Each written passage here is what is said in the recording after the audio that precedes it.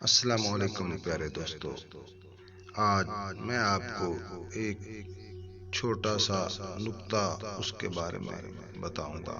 ایک نبینے کی چھوٹی سی اور مختصر سی کہانی۔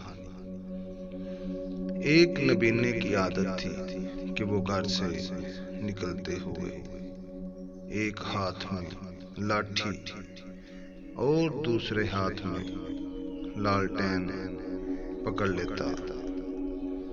لوگ اکثر اس پہ ہنستے تھے کہ نبینے کو لالٹین کی روشنی بھلا کیا فائدہ دے گی۔ وہ لوگوں کی باتوں کا جواب نہ دیتا اور نہ ہی اپنی عادت بدلتا۔ ایک شام گھر واپس لوٹتے ہوئے چند آوارہ لڑکوں نے اسے گھیر لیا اور آوازیں کسنے لگے، بابا جی آپ تو اندھے ہیں، پھر یہ لالٹین کیوں پکڑ کے گھومتے رہتے ہیں۔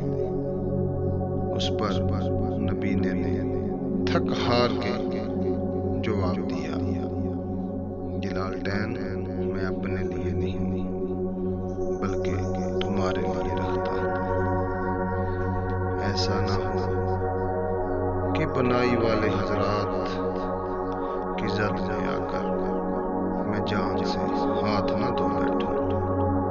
اس لیے لالٹین کی روشنی سے لوگوں کو یاد دلاتا ہوں